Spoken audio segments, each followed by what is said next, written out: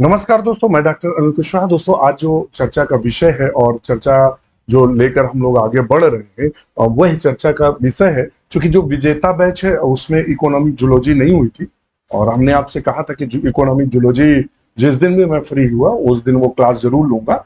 क्योंकि इकोनॉमिक जो जूलॉजी है वो इतनी इम्पोर्टेंट है, इतनी ज्यादा इम्पोर्टेंट है इकोनॉमिक जूलॉजी कि इससे लगभग जो प्रश्न बनते हैं 5 से 8 तक क्वेश्चन बनते हैं। 5 से 8 क्वेश्चन आपके टीजीटी, पीजीटी और रियलिटी और जीआईसी आदि में कॉमन रूप से बनते हैं। इसके अलावा अगर आप बीपीएससी की तैयारी कर रहे हैं, आरपीएससी की तैयारी कर रहे हैं, तो सबका ये कॉमन टॉपिक है इकोनॉमिक जूलॉजी या आर्थिकी जंतु विज्ञान।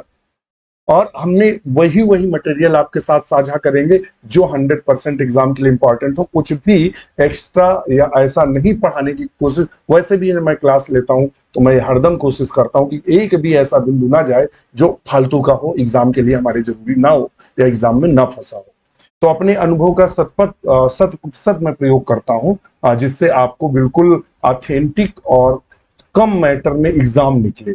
और हमारा उद्देश्य हरदम यही रहता है कि आपका चयन हो। क्योंकि डॉक्टर नोट्स बायोलॉजी के 300 प्लस मित्र अब तक सिलेक्ट हो चुके हैं, तो इसका मतलब कंटेंट अगर अच्छा नहीं होगा तो कोई सिलेक्शन नहीं हो सकता। तो कंटेंट की मैं गारंटी लेता हूँ।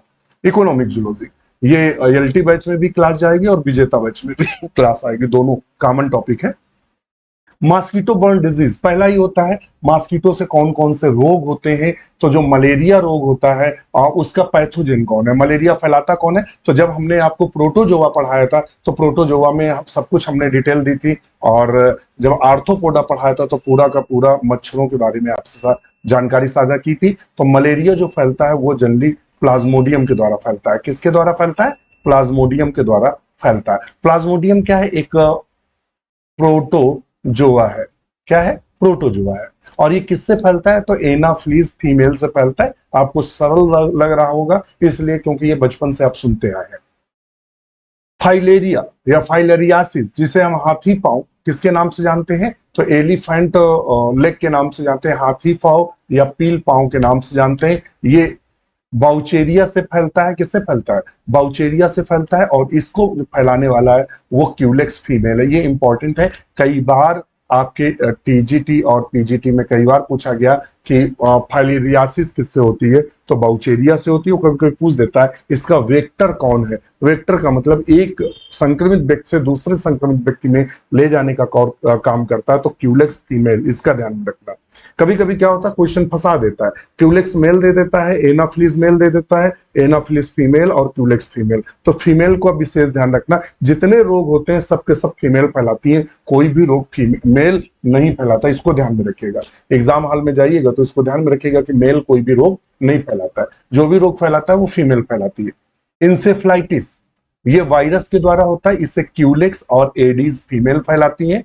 डेंगू जो कि विषाणु या वायरस द्वारा होता है, इसे एडीज फीमेल फैलाती है। और येलो फीवर जो वायरस द्वारा होता है, एडीज फीमेल फैलाता है। यानी डेंगू और येलो फीवर दोनों एडीज फैलाता है। इंसेफ्लाइटिस भी एडीज। यानी वायरस के जो रोग हैं जो मच्छर ट्रांसमिट करता है, तो उनमें सब में वायरस का एडीज का या एडीज की जो मादा होती है उसकी मुख्य भूमिका रहती है। चलते हैं नेक्स्ट पॉइंट पे। इकोनॉमिक एंटोमोलॉजी कहते हैं। ध्यान में रखिए, study of injurious and beneficial insect, अर्थात हम जिनमें लाभदायक कीट और हानिकारक कीट दोनों का अध्ययन करते हैं, विज्ञान की उस शाखा को इकोनॉमिक एंटोमोलॉजी के नाम से जानते हैं। फ्यू इंपॉर्टेंट एग्रीकल्चर पेस्ट की बात करते हैं जो कि डायरेक्ट पीजीटी और आपके TGT, direct LT, direct GIC में उठाकर यहां से डायरेक्ट क्वेश्चन पूछता है कि एग्रीकल्चर में या कृषि में कौन इसमें से ज्यादा हानिकारक है या इंजूरियस है? तो उसमें आता है ग्रॉस हॉपर, जिसे हम टिड्डा बोलते हैं, लोकस, जिसे टिड्डी के नाम से जानते हैं। कॉटन बॉल वर्म्स जो होता है, serious paste of cotton. Exam में ये क्वेश्चन पूछा गया है कि सीरियस पेस्ट ऑफ कॉटन किसे कहा जाता है? वह कौन है जो कॉटन को सबसे ज्यादा नुकसान पहुंचाता है? तो कॉटन जो बॉल वर्म्स है वो सबसे ज्यादा कॉटन को नुकसान पहुंचाता है। दूसरा पायरिला, ये क्वेश्चन आपके टीजीटी और पीजीटी दोनों में हमें लगता है ये 2019 में ये क्वेश्चन पूछा गया था कि शुगर केन लीफ हॉपर किसे कहा जाता है। क्वेश्चन ये पूछा था शुगर केन लीफ हॉपर किसे कहा जाता है। जो गन्ना होता है उसमें छेद कौन कर देता है? शुगर केन लीफ हॉपर किसे कहा जाता है? तो पायरिला को कहते हैं। क्या बोलते हैं? पायरिला। वेरी वेरी इंपॉर्टेंट, चूंकि एग्जाम में पूछा गया है। एफिड्स क्या होते हैं? Paste of vegetable.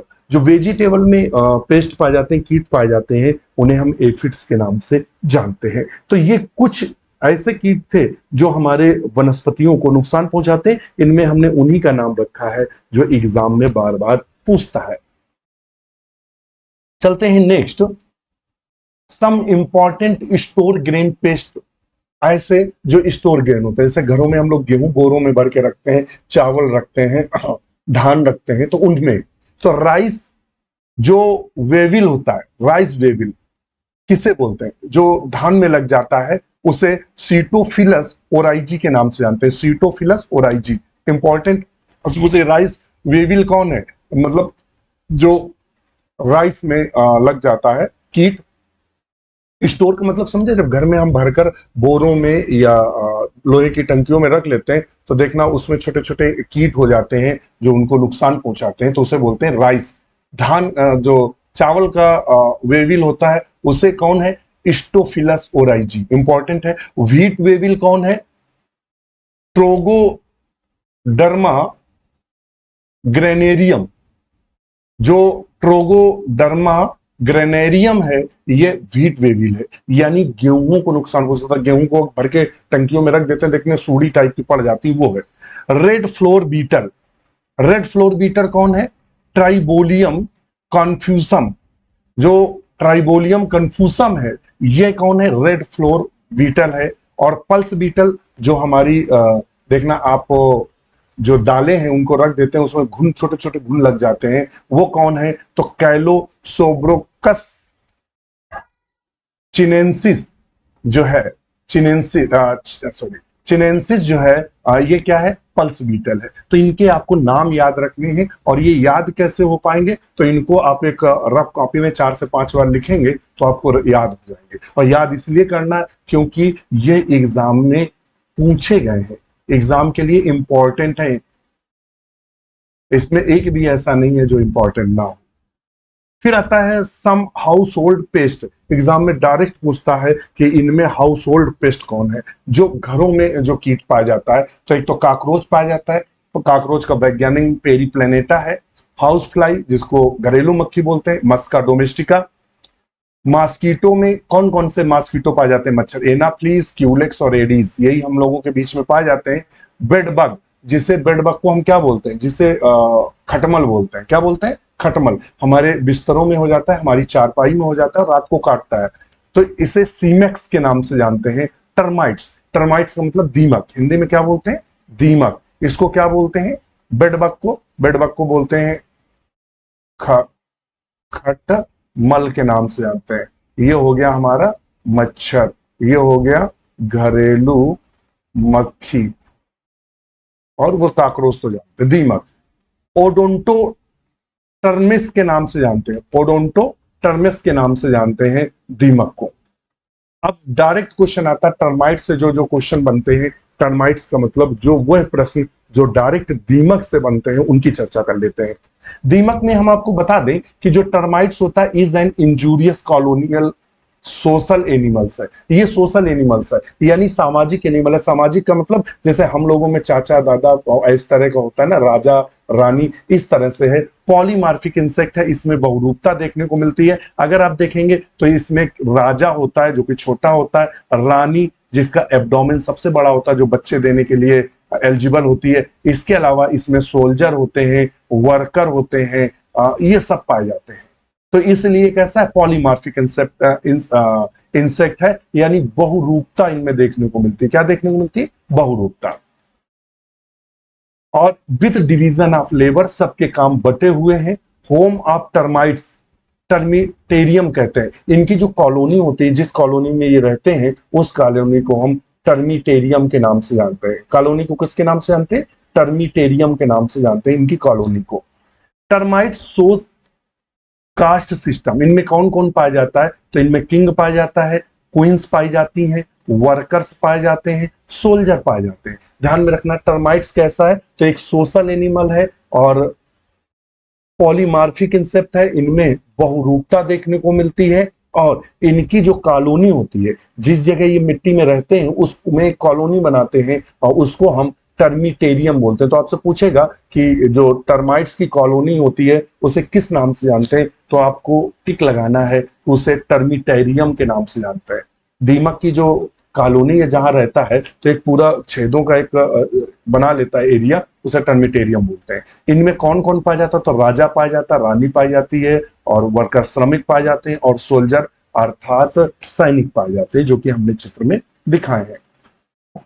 Queen has the prominent and extended abdomen, it is an egg laying machine. इसका जो एब्डोमेन होता है, ये देखिए, इसका जो ये वाला एब्डोमेन है वो बहुत लॉन्ग होता है और ये एग लेइंग मशीन की तरह काम करता है। इसका सिर्फ एक सूत्री कार्यक्रम है, बच्चे पैदा करना, बच्चे मतलब अंडे देना और अंडे देना। तो देखिएगा ये इसने अंडे दिए, लार्वा निकला, लार्वा से निम्फ बने और निम्फ से ये कन्वर्ट हो जाता है तीनों में, वर्कर, सोल्जर, एलाइट्स आदि में कन्वर्ट हो जाता है। ये वाला पॉइंट्स ऐसा है कि हर बार टीजीटी और पीजीटी और आपके एलटी और जीआईसी के लिए अति इंपॉर्टेंट है। ट्राइकोनिम्फा, ट्राइकोनिम्फा एक्चुअली में एक प्रोटोजोआ है। ये क्या है, प्रोटोजोआ है। ट्राइकोनिम्फा एक प्रोटोजोआ है जो कहां पाया जाता है, तो यह ट्राइकोनिम्फा प्राय जो देखने को मिलता है तो यह दीमक की पेट में पाया जाता है। ए फ्लैजिलेट प्रोटोजोआ है, is found in gut of termites. जो टर्माइट्स की आंत होती है या दीमक की आंत में ये प्रोटोजोआ पाया जाता है और ये क्या करता है, डाइजेस्ट सेल्यूलोज। ये सेल्यूलोज का पाचन करता है। क्या करता है, पाचन करता है। ये भाई दीमक क्या खाता है, लकड़ी, लकड़ी में सेल्यूलोज होती है, तो उस सेल्यूलोज का ये पाचन करता है। और यह जो संबंध है ये सिम्बियोसिस होता है, यह संबंध सहजीवी होता है। वेरी वेरी इंपॉर्टेंट, कई बार एग्जाम में पूछने को देखने को मिलता है कि जो ट्राइकोनिम्फा और टर्माइट्स का जो कम्युनिकेशन होता है या जो साथ रहते हैं, ये किस प्रकार का है। ये सिम्बियोसिस होता है या एमेंसेलिज्म होता है, पैरासिटिज्म होता है। तो ध्यान में रखना, वहां टिक करना है, सिम्बियोसिस होता है, सहजीवी संबंध होता है। समझ में आ गया। तो दीमक, अगर आपसे कोई पूछेगा कि दीमक जो सेल्यूलोज का पाचन किस वजह से कर पाता है, तो आप कहेंगे कि दीमक की आंत में एक प्रोटोजोआ है, वह पाया जाता है। प्रोटोजोआ का नाम बोलेगा तो ट्राइकोनिम्फा। याद रखना, बहुत बार पूछा गया, इसलिए 3-4 बार हम उस पर जोर दे रहे हैं। ट्राइकोनिम्फा पाया जाता है जो पाचन करता है। नेक्स्ट पर चलते हैं, इंसेक्ट डिजीज कैरीज। आपसे डायरेक्ट एग्जाम में क्वेश्चन पूछता है कि इनमें से वो कीट का नाम दे देगा या रोग का नाम दे देगा और पूछेगा किससे फैलता है। ये एंथ्रेक्स वाला अभी हमें लगता है पीजीटी 2021 में पूछा था कि एंथ्रेक्स किससे फैलता है। तो ध्यान में रखना, जो हाउस फ्लाई मक्खी होती है उससे एंथ्रेक्स फैलता है, ट्राकोमा फैलता है, डायरिया फैलता है, ट्यूबरकुलोसिस यानी टीबी फैलता है, लेप्रोसी यानी कोढ़ फैलता है, गैंग्रीन फैलता है, प्लेग फैलता है और गोनेरिया। देखिए प्लेग जो है वो हम लोग पिस्सू से मानते हैं, मगर प्लेग भी हाउस फ्लाई फैलाती है, इसको भी ध्यान में रखना। गोनेरिया फैलता है, टाइफाइड, कॉलरा, डिसेंट्री आदि हाउस फ्लाई फैलाने काम करता है। मच्छर क्या फैलाता है, मलेरिया फैलाता है, फाइलेरियासिस फैलाता है, encephalitis, dengue fever, yellow fever आदि। Kissing bug, very very important, कई बार पूछा गया। किसिंग बग उसे चागास डिजीज फैलाता है। कौन बना, चागास। रेड फ्ली वो बोबोनिक प्लेग फैलाता है। जो प्लेग होता है तो रेड फ्ली, जो चूहे होते हैं उनमें टिश्यू पाए जाते हैं जिन्हें हम रेड फ्ली के नाम से जानते हैं। ड्रिल फ्लाई टुलेरेमिया फैलाता है, ये अभी तक नहीं पूछा है। सैंड फ्लाई, ये कम से कम 20 बार क्वेश्चन बन चुका है इससे इससे ये पूछ देता है काला अजार कौन फैलाता है। काला अजार सैंड फ्लाई फैलाता है, ये प्लियोबॉटमस बोलते हैं। ध्यान में रखें, क्या बोलते हैं, प्लियोबॉटमस बोलते हैं। इसको लेशमेनासिस बोलते हैं, विसरल लिस्मानियासिस के भी नाम से जानते हैं। तो जब हमने प्रोटोजोआ आपको पढ़ाया है वहां ये सब रोगों का डिटेल में पढ़ाया है, मगर चूंकि इकोनॉमिक जूलॉजी पढ़ा रहे हैं तो इसमें हम वो सारी चीजें लेकर आ रहे हैं, रिवीजन हो रहा है जिससे हमें वो रिमाइंड हो जाए। सीसी फ्लाई, अफ्रीकन स्लीप सिकनेस, कम से कम 10 बार क्वेश्चन बना है कि स्लीप सिकनेस रोग कौन फैलाता है, तो सीसी फ्लाई मक्खी फैलाती है। और ये इसका पैथोजन कौन होता है? Trypanosoma. Bed bug, typhus fever, ये पीजीटी में क्वेश्चन बन चुका है, ये पीजीटी और टीजीटी दोनों बन चुका है कि टाइफस फीवर कौन फैलाता है? तो बेड बग, जिसे हम लोग किसके नाम से जानते हैं? जिसको हम लोग खटमल के नाम से जानते हैं। हेड लाउस कौन फैलाता है? ट्रेंच फीवर फैलाता है। बॉडी लाउस रिलैक्सेशन फीवर फैलाता है। तो ये विभिन्न प्रकार के कीट थे और उनके द्वारा फैलने वाले रोगों की हम लोग चर्चा कर रहे थे। फिर पॉइजनस इंसेक्ट, ऐसे कीट आते हैं जो जहरीले होते हैं और हमें डायरेक्ट इनडायरेक्ट नुकसान पहुंचाते हैं। तो वह कौन से कीट हैं? Bite of these insect cause irritation, ये जब कीट काटते हैं तो हमें या तो खुजली होती है, या तो स्वेलिंग आ जाती है, या दर्द होता है। पेन एंड स्वेलिंग, दर्द होता है या सूजन आ जाती है। इसमें कौन कौन से आते हैं पॉइजनस इंसेक्ट में? तो हनी बी आती है, यानी मधुमक्खी। वेस्प, जिससे बर्र बोलते हैं, जिससे बर्रैया पीली वाली बोलते हैं। बेड बग, जिसे हम लोग खटमल बोलते हैं। मॉस्किटो, मच्छर, ये पॉइजनस इंसेक्ट की श्रेणी में आते हैं। तो एग्जाम में आपसे क्वेश्चन पूछता है कि इनमें से, मान लो 4-5 दे देगा, इनमें से कहेगा कि जो पॉइजनस या जहर वाले कीट कौन से हैं। तो इनके नाम 2-4 बार देख लेंगे तो फिर आप सही करके आंसर आ जाएंगे। नेक्स्ट है स्क्वेंजर्स। स्क्वेंजर का मतलब सफाई करने वाले कीट कौन से हैं जो सफाई करते हैं? तो सिल्वर फिशेस है। कौन है? सिल्वर फिश, लेपिस्मा के नाम से जानते हैं। टर्माइट, दीमक, house fly, dung beetle, ants, cockroach, जो ये है स्क्वेंजर्स के नाम से जानते हैं। तो आपसे पूछेगा डायरेक्ट एग्जाम में कि इन कीटों में से स्क्वेंजर कीट कौन सा? स्क्वेंजर का मतलब है कि जो सफाई करने वाले होते हैं, जो हमारे वातावरण को साफ रखने में मदद करते हैं, उसको स्क्वेंजर के नाम से जानते हैं। तो देखिएगा, सिल्वर फिश, टर्माइट्स वगैरह क्या है? जो गंदी चीजें होती हैं उनको खाकर नष्ट करता है। हाउस फ्लाई, मक्खी भी क्या करती है? गंदी चीजों को खाकर हटाती है। डंग बीटल, आंट्स, ये भी क्या होती है? गंदी चीजों को खाती है। काकरोच, तो ये हमारे स्क्वेंजर्स है। अब आता है पॉलिनेशन ऑफ फ्लावर। वो कीट कौन से हैं जो पॉलिनेशन करते हैं या परागण करते हैं? तो प्राय बीज, जिसमें हनी बी वगैरह आती है। वेस्प, बर, बटरफ्लाईज और तितलियां आदि जो होती है, इनका मुख्य कार्य होता है पॉलिनेशन। प्रोडक्टिव इंसेक्ट कौन से होते हैं? प्रोडक्टिव इंसेक्ट का मतलब होता है वह कीट जो हमें कोई ना कोई लाभकारी उत्पाद देते हैं। उनमें से हनी भी आता है, जिससे हम लोग हनी और क्या प्राप्त करते हैं? वैक्स या मोम प्राप्त करते हैं। सिल्क मॉथ, जिससे सिल्क प्राप्त करते हैं। लाक इंसेक्ट, जिससे हम लाक प्राप्त करते हैं। मैं और जानकारी दे दूं, हम लोगों को पढ़ना क्या है? तो हम लोग पूरा का पूरा हनी भी पढ़ेंगे, लाक कीट पढ़ेंगे।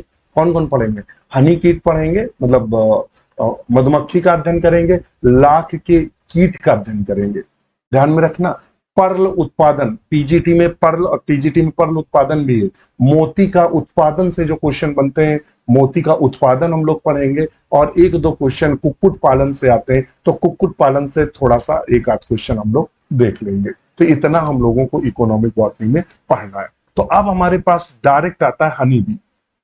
हनी बी या मधुमक्खी।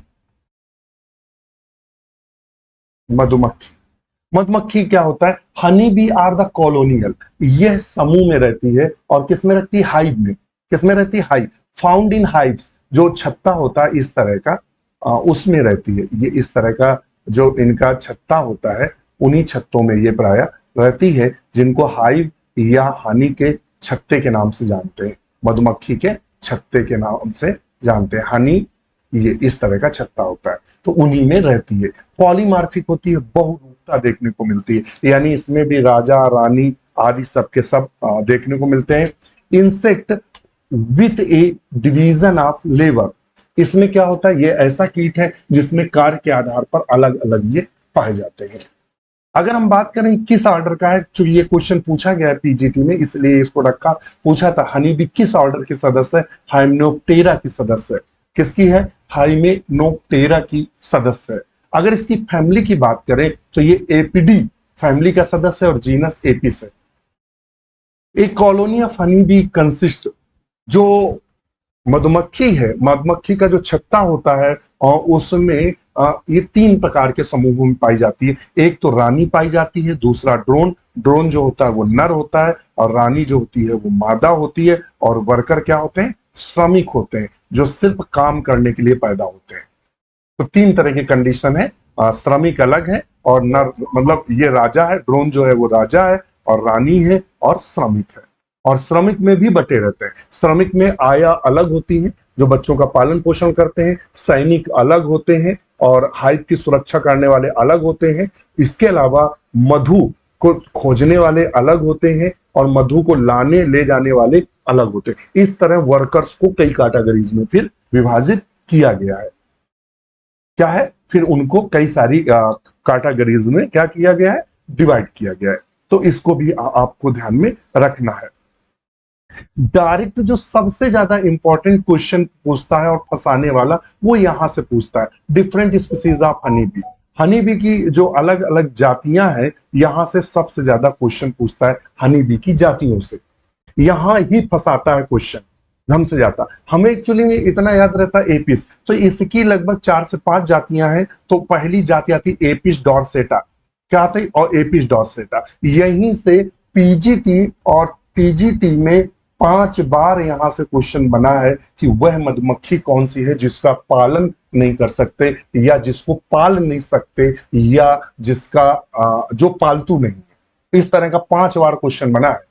तो वो है एपिस डॉर्सेटा। इसे रॉक बी, ये भी क्वेश्चन पूछा है, रॉक बी किसे कहते हैं, जो चट्टान में रहती है। तो ये जो एपिस डॉर्सेटा है, ये पहाड़ों में, गुफाओं में, चट्टानों के बीच में छत्ता लगाती है और ये बड़ी मक्खी होती है। जो एपिस डॉर्सेटा होती है, दिस इज लार्ज, ये बड़ी मक्खी होती है और इसे भमर मक्खी के नाम से जानते हैं। और जब इसे कोई छेड़ देता है तो ये इतनी खतरनाक होती है कि दौड़ाकर इतना काटती है कि व्यक्ति की मौत हो जाए।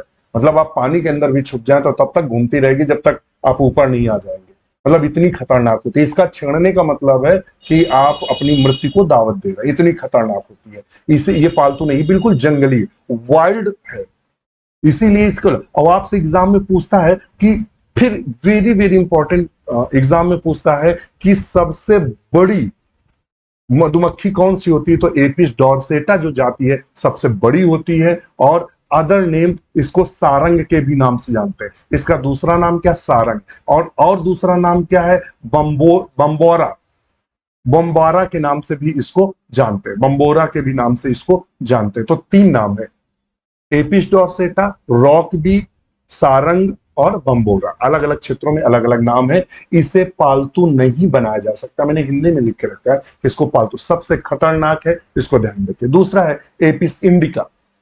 Apis indica found in India, ये बहुत इंपॉर्टेंट है। डायरेक्ट एग्जाम पूछता है कि भारत में कौन पाई जाती है, तो इंडिका नाम से ही पता चलता है भारत में जनरली कौन पाई जाती है, तो Apis indica. Known as Indian bee, भारतीय मधुमक्खी के नाम से जानते हैं, इसे पाला जा सकता है।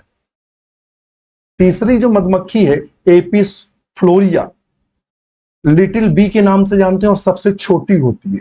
इसे किसके नाम से जानते हैं, लिटिल बी, ये सबसे छोटी होती है। देखिए, एपिस डॉर्सेटा सबसे बड़ी मधुमक्खी है, जबकि जो एपिस फ्लोरिया है यह सबसे छोटी मक्खी है। और एक कमी होती है इसमें, कम मात्रा में बनाती है, तो ये बहुत यूजफुल नहीं, ये शहद बहुत कम बनाती है। और हमें मधुमक्खी पालन के लिए ऐसी मधुमक्खी चाहिए जो शहद ज्यादा बनाए, तो ये सबसे छोटी है। तो आपसे पूछेगा सबसे छोटी, तो एपिस फ्लोरिया को टिक करना है। सबसे बड़ी एपिस डॉर्सेटा को, पालतू किसे नहीं बना सकते, एपिस डॉर्सेटा को। समझ में आ गया। एपिस मेलिफेरा जो जाति है, ये यूरोपियन बी बोलते हैं, ये यूरोप की जाति है। व्यापारिक रूप से पालने के लिए इसी का प्रयोग। आपसे पूछेगा कि मधुमक्खी को व्यापारिक रूप से जो लोग व्यवसाय करते हैं मधुपालन का, उसमें कौन सी जाति को यूज करते हैं, तो एपिस मेलिफेरा को व्यापारिक रूप से पाली जाती है। In an colony found 40 to 50,000 honey bee, एक छत्ते में 40,000 से 50,000 मधुमक्खियां पाई जाती हैं। एक छत्ते में कितनी मधुमक्खियां पाई जाती हैं, 40 से 50,000 जातियां मधुमक्खियां पाई जाती हैं।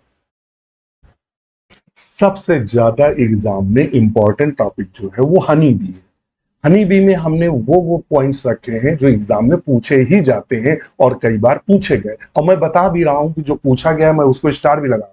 Honey bee are the domesticated insect, ये पालतू किया जाता है, पालन किया जाता है, फीड नेक्टर एंड पॉलन। ये किसको खाता है? ये मकरंद को, फूलों खाते हैं, और पॉलन ग्रेन को।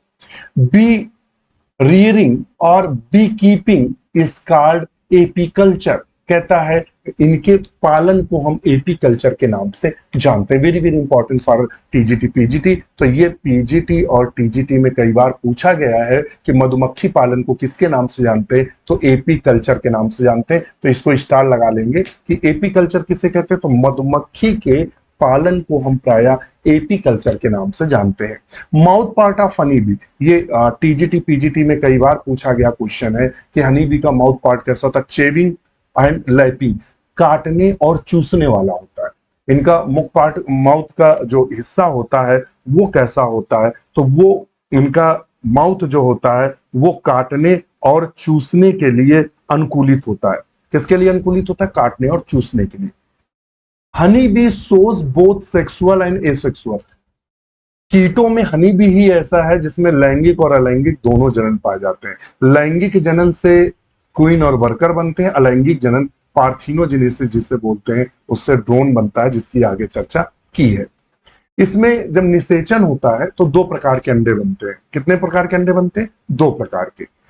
एक जो निषेच, इसमें देखना डिप्लॉइड जो क्रोमोसोम, फर्टिलाइज जो एग होते हैं, यहां ऐसे लिखेंगे फर्टिलाइज्ड जो एग होते हैं, निषेचित जो अंडे होते हैं जो कि द्विगुणित होते हैं, उनसे रानी बनती है और वर्कर बनता है। अब यहां कहानी सुनिएगा।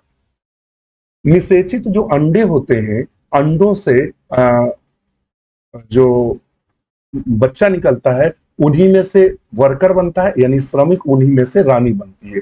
इन दोनों को यानी वर्कर्स को, किसको किसको, ध्यान से सुनिएगा, बड़ा इंटरेस्टिंग है। वर्कर और क्वीन दोनों को रॉयल जेली खिलाई जाती है। क्या खिलाई जाती है? Royal jelly. जो वर्कर है उसको 2 दिन, only 2 days, 2 days royal jelly खिलाई जाती है। और रॉयल जेली बनाता कौन है? वर्कर बनाते हैं। जो श्रमिक होते हैं वो रॉयल जेली, विशेष प्रकार का शहद बनाते हैं जिसे रॉयल जेली कहते हैं। ये नॉर्मल नहीं होता है। तो जो वर्कर मतलब वर्कर और क्वीन को रॉयल जेली खिलाई जाती है। वर्कर को केवल शुरुआत के 2 दिन, पहले दिन और दूसरे दिन, अंडे से निकला पहले दिन और दूसरे दिन रॉयल जेली चटाई जाती है। और उनमें से किसी एक को चुना जाता है जिसके लिए यह कहा जाता है कि विशेष है, और उसको परमानेंट रॉयल जेली चटाई जाती है। और जैसे ही इनको 2 दिन बाद, वर्कर को 2 दिन बाद रॉयल जेली का फीडिंग कम कर दी जाती है और नॉर्मल जो हनी होता है, शहद होता है, वो खिलाया जाता है। एग्जाम्पल के लिए मान लेते हैं बच्चा जो विशेष है उसे सेरेलैक खिलाया जा रहा है और तो वो रानी बन गई, और जिसको नॉर्मल चटनी चटाई जा रही है वो वर्कर बन गया। तो दोनों को शुरुआत के 2 दिन रॉयल जेली खिलाई जाती है और उसके बाद नॉर्मल शहद खिलाया जाता है। तो वो कैसे हो जाते हैं? नपुंसक हो जाते हैं। कैसे हो जाते हैं? नपुंसक। नपुंसक भाई, रॉयल जेली मिलती तो वो सब क्वीन में बदल जाते, तो वो नपुंसक हो जाते हैं, तो वो श्रमिकों में बदल जाते हैं। और उनमें से एक को परमानेंट रॉयल जेली खिलाई जाती है। क्या खिलाया जाता है? रॉयल जेली परमानेंट खिलाई जाती है। Whole life, whole life, whole life खिलाया जाता है। तो वह क्वीन में, रानी में बदल जाती है और उनमें अंडाशय आदि विकसित हो जाता है। और उसका सिर्फ और सिर्फ रानी का जो सिर्फ और सिर्फ काम होता है एग लेइंग करना, एग लेइंग, अंडे देना, जनन करना और अंडे देना। वर्कर नपुंसक हो जाते हैं, उनमें जनन की क्षमता नहीं रहती। फिर उन वर्करों को कई कैटेगरीज में बांटा जाता है, जैसे कि नर्स। नर्स जो वर्कर्स होते हैं वो जो बच्चे होते हैं और अंडों की देखभाल करना। सफाई वाले वो जो छत्ता होता है उसमें कुछ मधुमक्खियां मर जाती हैं, उसको निकाल के फेंकना, सफाई करना, वो काम होता है। सैनिक होते हैं जो छत्ते की रक्षा करते हैं। दूसरा शहद खोजने वाले अलग, इनके कामों के आधार पर इनको डिवाइड किया जाता है। क्वीन जो होती है फर्टिलाइज से विकसित होती है एंड फीड रॉयल जेली, ये रॉयल जेली परमानेंट खाती है। वर्कर्स जो होते हैं फर्टिलाइज, ये भी निषेचित अंडे से विकसित होते हैं। तो निषेचित अंडे से 2 विकसित हुए, एक रानी और एक श्रमिक। बस इन दोनों का विभेदन रॉयल जेली पर हुआ। जो परमानेंट रॉयल जेली खा रहा है वो रानी में बदल गया, जो केवल शुरुआत के 2 दिन खाया वो वर्कर्स में बदल गया। और हैप्लॉइड एग, ऐसे अंडे जिनमें निषेचन नहीं होता है, वो पार्थिनोजेनेसिस के द्वारा नर में बदल जाते हैं, जिनको ड्रोन कहते हैं, ये हरदम हैप्लॉइड होते हैं। तो आपसे पूछ देता है कि इनमें से हैप्लॉइड कौन है, ये क्वेश्चन पूछता है टीजीटी पीजीटी में, एलटीजीआईसी में, कि इनमें से अगुणित कौन है। उसमें देगा क्वीन, वर्कर, ड्रोन या इनमें सभी। तो आपको टिक करना है कि हैप्लॉइड वर्कर है। अगर पूछेगा इनमें डिप्लॉइड कौन है, तो आप बोलेगा क्वीन, वर्कर या ये दोनों या ड्रोन। तो आप लगाएंगे क्वीन और वर्कर, ये दोनों कैसे हैं, डिप्लॉइड है। और जो नर होता है यानी जो ड्रोन है, जो अगुणित है, इसका निर्माण कैसा हुआ, डेवलप्ड अनफर्टिलाइजेड, अनिषेचित अंडे से विकसित हुए हैं। तो आपसे पूछ देता है कि हनी बी में अनिषेचित अंडे यानी ऐसे अंडे जिनमें निषेचन नहीं हुआ, उनसे जो विकसित हुए हैं वो कहलाते हैं ड्रोन। इनमें वैक्स ग्लैंड और जो डंक होती है अनुपस्थित है। ना तो इनमें वैक्स ग्लैंड मोम की ग्रंथि होती है और ना डंक पाया जाता। ये सिर्फ धरती पर आए हैं जनन करने के लिए, सेक्स करने के लिए, बस इनका और कोई काम नहीं। और मादा आई है जो रानी है, उनका काम है बच्चे पैदा करना। और जितना काम धाम है पूरा वो सब वर्कर करता है। ये राजा है, वो रानी। समझ लेना, यहां से बहुत क्वेश्चन पूछे जाते हैं। ये क्वेश्चन पीजीटी 2019 में पूछा था। उसने कहा था क्वीन, वर्कर, ड्रोन कितने दिन में विकसित होते हैं, तो उसने क्रम दिया था 13, 18, 21, और हमें लगता दिया था 18, 21, 13 और एक दिया था 13, 13 और न 21 और 13 और 18 ये दिया था। तो इसलिए इसको हमने स्पेशल लिख के रखा है, चूंकि 21 में क्वेश्चन बना था। रानी जो बनती है उसको बनने में समय लगता है 13 दिन का। कितना समय लगता है, 13 दिन। वर्कर को बनने का समय लगता है 18 दिन, और नर को बनने में समय लगता है 21 दिन। तो 13, 18 और 21 आंसर सही होगा ये। इसलिए हमने इसको स्पेशल लिख के, चूंकि यही तो होता है कि जब आप एग्जाम, बहुत सारे एग्जाम दिए होते हैं, आप लंबे समय से तैयारी कर रहे होते हैं, आप कई बार खुद सफलता का स्वाद नहीं चख पाते हैं, तो खुद बार बार आप मेहनत करते हैं, पेपर सॉल्व करते हैं, ये करते हैं, वो करते हैं, तब आपको पता चलता है कि कौन क्वेश्चन कब बना। और लगभग हमने अब तक बहुत सारे क्वेश्चन सॉल्व करा है, वीडियो हमारे यूट्यूब पर भरे पड़े हुए हैं। तो क्वेश्चन ये पूछा था, तो ध्यान में रखिएगा, याद रखिएगा, स्पेशल है। 21, 19 में पूछा गया है कि क्वीन बनने में 13 दिन, वर्कर 18 दिन, ड्रोन 21 दिन।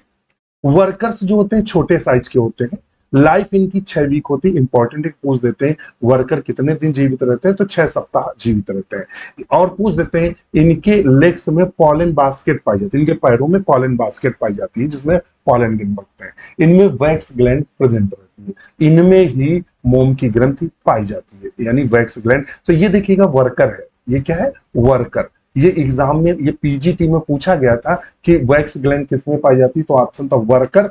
तो उसने पूछा था क्यून के एब्डोमेन में, वर्कर के एब्डोमेन में, आंसर किया था, या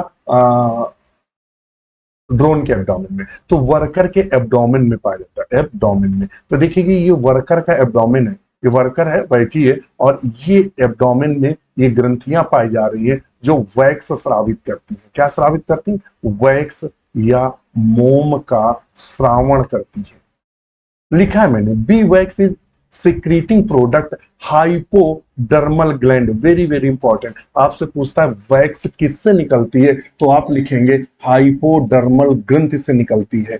और ये ग्रंथि पाया कहां जाता है, एब्डोमेन ऑफ वर्कर बी। जो वर्कर या श्रमिक मक्खियां होती हैं और उनके एब्डोमेन में यह ग्रंथि पाई जाती है जो वैक्स निकालती है, मोम, जिससे ये छत्ता बनाती है। देखिएगा जो मेल है इंचेस में है, 0.5 इंच का जो होता है वर्कर होता है, ड्रोन जो होता है वो कंप्लीट 0.5 का होता है, और जो मादा होती है वो 0.75 इंच से भी बड़ी होती है। तो ध्यान में रखिएगा। तो ये इनकी साइज है, यानी जो फीमेल क्वीन है वो सबसे लार्ज होती है, सेकेंड नंबर पे मेल आता है, और सबसे छोटे वर्कर होते हैं। वर्कर जो होते हैं वो ऐसे होते हैं जिनमें जनन की क्षमता नहीं होती, ये कंडीशन है।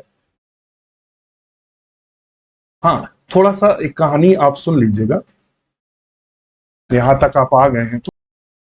यदि आप हमसे जुड़ना चाहते हैं तो हमारा ऐप है, मैं इसको यूट्यूब पर भी डाल दूंगा, डॉक्टर नोट्स बायोलॉजी। ये हमारा ऐप है, इसे गूगल प्ले स्टोर से डाउनलोड कर सकते हैं।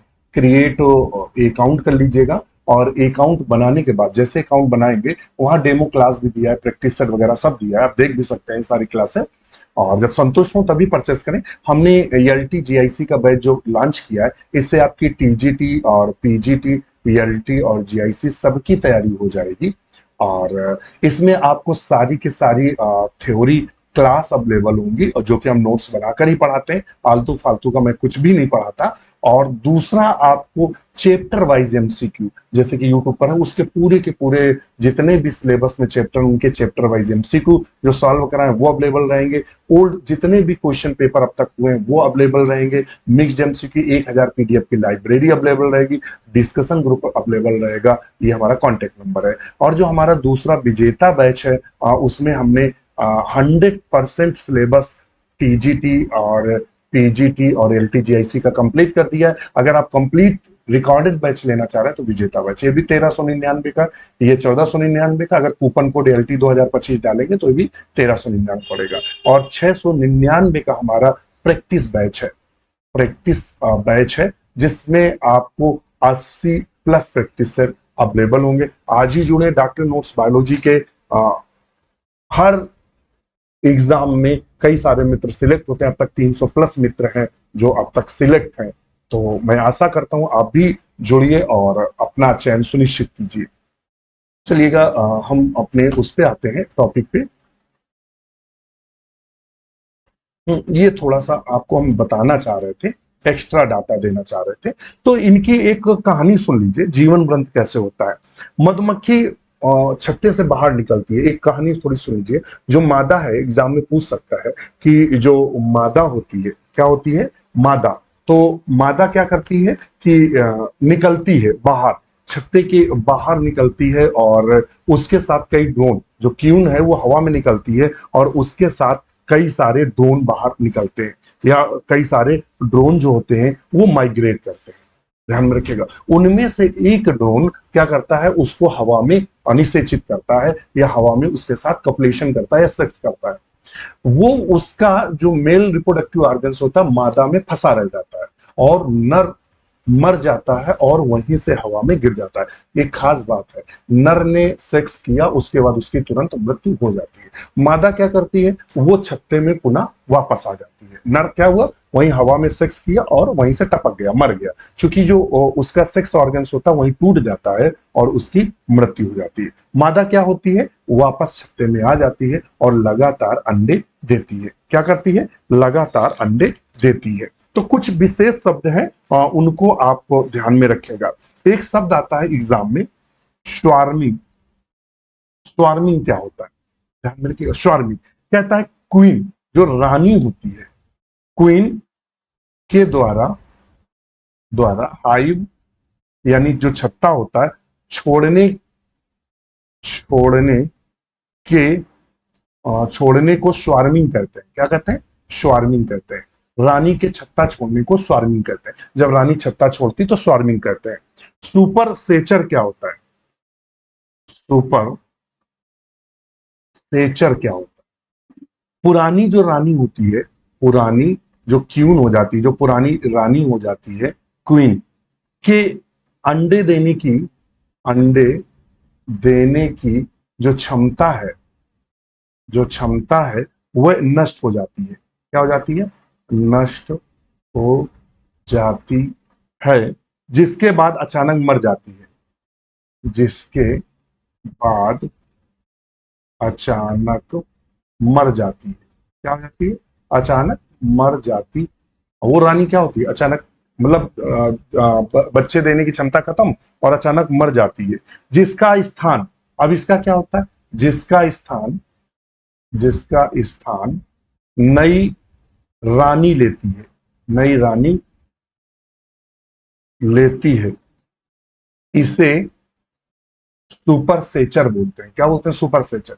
आपसे मान लेते हैं इंटरव्यू में कहीं गए, पूछ दिया सुपर सेचर क्या होता है, तो आप लिखेंगे कि जो पुरानी मक्खी में अंडे देने की जब क्षमता खत्म हो जाती है तो वो मर जाती है, उसके स्थान पर नई रानी का रखा जाता है, नई रानी आ जाती है, उसे सुपर सेचर कहते हैं। स्वार्मिंग क्या होती है, जो मक्खी होती है जब छत्ता छोड़कर उड़ जाती है, तो उसे हम स्वार्मिंग कहते हैं। क्या कहते हैं? तो उसे हम स्वार्मिंग के नाम से जानते हैं। ध्यान में रखना, क्या बोलते हैं? स्वार्मिंग।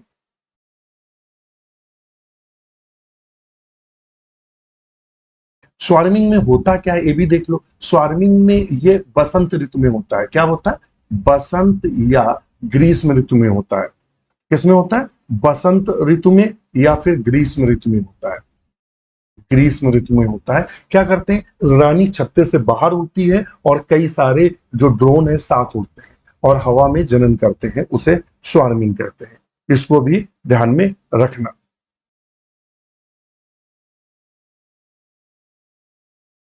और इसको जो स्वार्मिंग है इस दो कैटेगरीज में बांटा गया है। Primary, primary swarm. ध्यान में रखना, प्राइमरी स्वार्म क्या होता है? प्राइमरी स्वार्म का मतलब होता है कि जो पुरानी मक्खी होती है, जो पुरानी मक्खी हो सकती होती है वो और कई सारे ड्रोन और कई सारे वर्कर मिलकर छत्ता छोड़ देते हैं, हवा में जनन करते हैं और एक नए जगह छत्ते को बना लेते हैं। मतलब घर छोड़कर नई जगह ट्रांसफर होकर दूसरी जगह बना लिया, प्राइमरी स्वार्म करते हैं। और सेकेंडरी जो स्वार्म होता है, स्वार्म, स्वार्म का मतलब वृंदन होता है। ध्यान में, वृंदन बोलते हैं। जो स्वार्म होता है, द्वितीय स्वार्म होता है। तो जो नई मक्खी होती है जब वह निषेचन के लिए छत्ता छोड़ती है तो उसे सेकेंडरी स्वार्म के नाम से जानते हैं। तो ये कहानी थी मधुमक्खी की। और अब हम वापस आते हैं, ये कुछ डाटा था जिसको हमने लिखा था। B dance. हनी बी जो होती है, मधुमक्खी जो होती है, वो विशेष प्रकार का नृत्य करती है। वो क्या करती है? तो जो मक्खी होती है वो विशेष प्रकार का नृत्य करती है। उस विशेष प्रकार के नृत्य को किस नाम से जानते हैं? तो उसे वैगल डांस के नाम से जानते हैं। उसके डांस को क्या बोलते हैं? तो वैगल डांस के नाम से जानते हैं। Highest development of communication is found in honey bee. जो मधुमक्खियां होती हैं उनमें आपस में कम्युनिकेशन करने के लिए विशेष प्रकार की भाषा होती है। Honey bee communicate the other members of colony by dance and sound. जो दूसरे मेंबर से जब ये संपर्क, जैसे हम लोग भाषा के द्वारा, तो ये आवाज निकालकर और विशेष प्रकार से पंख हिलाकर सूचना देती है। Karl von Frisch, this is very very important, और ये कम से कम 20 बार क्वेश्चन पूछा गया है। टीजीटी और पीजीटी और ईएलटी और जीआई से मिलाकर 20 बार क्वेश्चन आया है कि जो हनी बी की लैंग्वेज है उसको डिकोड किसने किया था? कार्ल वॉन फिश ने decoded the language of dance honey B. जो मधुमक्खियों का डांस की भाषा है उसको डिकोड जो करने का जाता है कार्ल वॉन फिश को जाता है। और ये पीजीटी और टीजीटी का सबसे फेवरेट क्वेश्चन है, देखने को मिलेगा एग्जाम में। अकॉर्डिंग टू द वेनर, जो एक वैज्ञानिक थे, कौन? वेनर। वेनर ने 1964 में कहा था, addition to the dance honey bee communicate by sound. उन्होंने कहा मतलब डांस के अलावा हनी बी जो कम्युनिकेट करती है वो आवाज के द्वारा भी करती है। तो आपसे एग्जाम में पूछेगा ये किसने कहा कि आवाज के द्वारा हनी बी एक दूसरे को कम्युनिकेट करती है? तो आप लिखेंगे वेनर ने, WENNER, वेनर ने ये चीज कही थी। ध्यान में रखना। और इनके डांस को किस नाम से जानते हैं? इनका जो डांस है उस डांस को प्राय हम किसके नाम से जानते हैं? तो इनका जो डांस है उनको बोलते हैं wagging, tail wagging dance. Tail wagging dance. इसी डांस से ये क्या करते हैं? कम्युनिकेट करते हैं।